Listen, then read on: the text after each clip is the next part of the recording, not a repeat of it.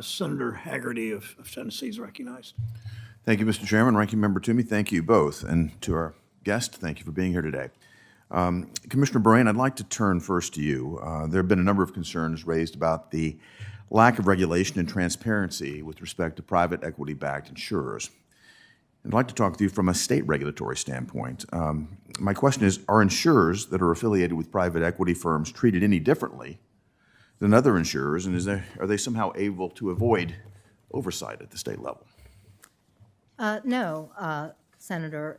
Private equity-owned insurers are not treated any differently than other insurers, except to the extent that it has been the common since about 2013 that states have actually imposed greater requirements on PE firms that purchase insurers. So they're generally been required to accept additional conditions and reporting obligation as a condition of the approval of their investments and their investment in an insurance company. So those stipulations are now part of the financial analysis handbook that states use when they assess a request by any entity to purchase an insurance company.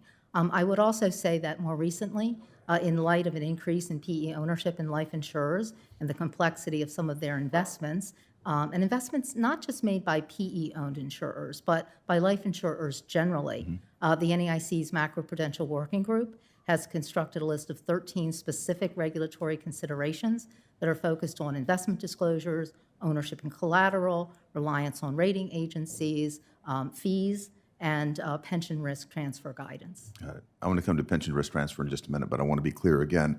You said that there are actually additional regulations, an additional layer of regulations in place for private equity-owned insurers at the state level. That has been the standard that has been employed by most states. Thank you. Back to pension risk transfers. That's another topic I wanted to discuss with you. That's the process by which a corporation might transfer its pension risk to insurance companies. What tools do state insurance regulators have to ensure the protection of policyholders in that instance? And are they any less safe once the pension has been moved to an entity that's regulated by the state insurance regulatory system?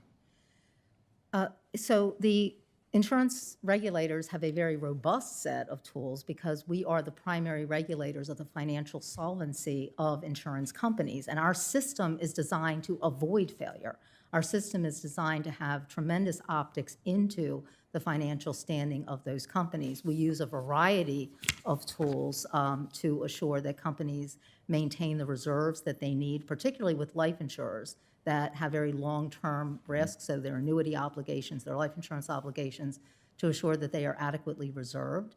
So we have all of those systems in place. The fact that a PE company owns that insurance company doesn't change any of that. I wouldn't have thought so.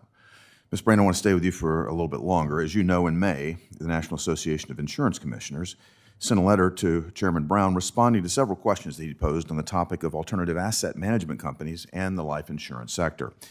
In NIAC's response, they laid out pretty clearly that state regulators, quote, possess the tools and resources necessary to address Chairman Brown's concerns. I want to reiterate my support for the role of states as the primary regulators of the insurance industry.